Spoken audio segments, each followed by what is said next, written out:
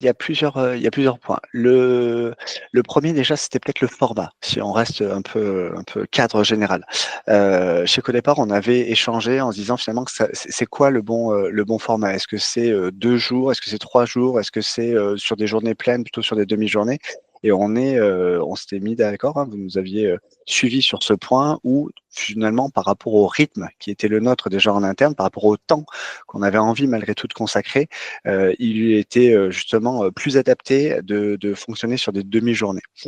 Je donne cet exemple-là parce que finalement, un des points de succès que j'ai pas évoqué tout à l'heure, mais qui est important, c'est de se dire, il faut aussi que, enfin, le fait que vous ayez été capable de vous adapter finalement à notre propre contexte, à notre propre rythme sur celui de ce temps de coaching a été extrêmement important. Si on avait été sur une méthode figée en termes de calendrier, d'agenda, etc., c'est vrai que ça aurait été certainement vécu différemment et je pense un petit peu plus dur dans l'appropriation des équipes. Donc ça, c'était vraiment un premier point, cette notion de d'adaptabilité au calendrier finalement de notre équipe.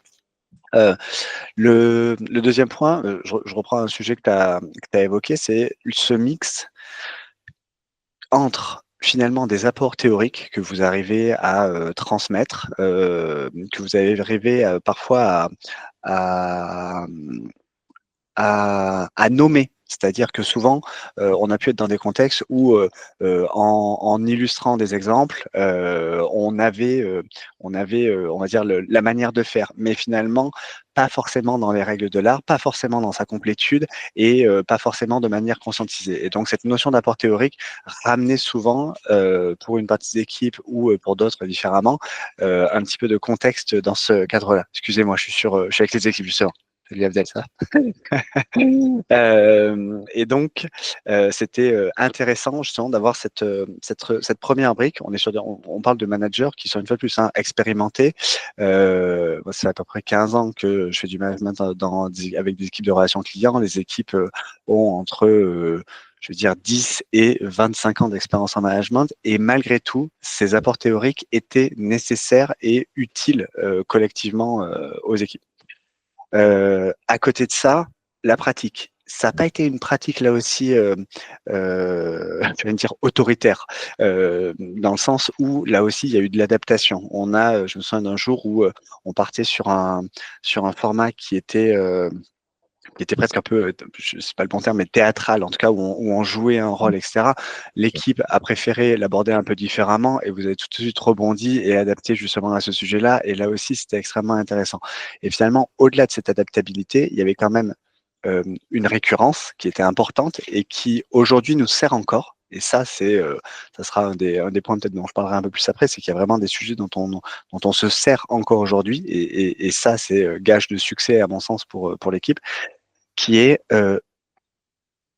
systématiquement, à chacune des étapes, à chaque fois des fois où on se rencontrait, il y a toujours eu un temps important laissé au regard croisé, à l'échange entre pairs et pas un échange finalement, voilà, je dis ce que j'ai fait, mais à la fois de partage des réussites et des difficultés qui ont pu être finalement identifiées dans les objectifs qu'on s'était donnés lors de la première session, mais aussi challengé par le regard de l'autre dans des moments de doublon avec une autre personne et qui oui était vraiment dans un mode de challenge positif sur voilà ce qui lui semblait avoir marché, peut-être un petit peu moins, s'il voyait les choses de la même manière, etc. pour pouvoir compléter finalement le regard et peut-être amener un peu d'objectivité sur certains points. Le fait qu'on Intéressant que croise tu des parles de doublons. challenge positif, c'est que souvent on avait aussi des prises de conscience de certains que bah, ah oui, ils avaient peut-être quand même fait plus que ce qu'ils croyaient avoir fait. Exactement. Du regard et de l'échange avec l'autre, ah ouais, effectivement, j'ai progressé là-dessus.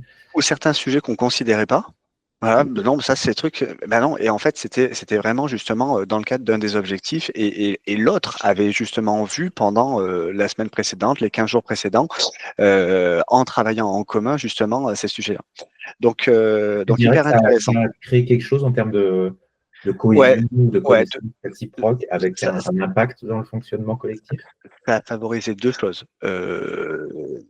La communication entre des personnes qui avaient Pratiquement tous, hein. Déjà des histoires communes, et parfois des histoires, j'allais dire, positives, faciles, on s'entend bien, c'était mon collègue, c'était mon chef, et cetera, et cetera.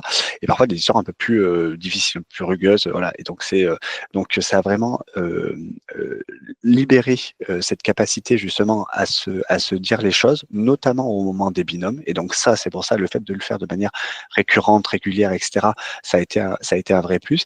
Et le fait que finalement, à chaque fois, ces binômes ont été différents. C'est-à-dire que du coup, on a forcé, vous avez volontairement initié le fait que voilà, beaucoup de personnes puissent échanger pendant ces 5 demi-journées entre elles. Et donc du coup, ouais, faciliter la communication sur finalement l'ensemble des sujets.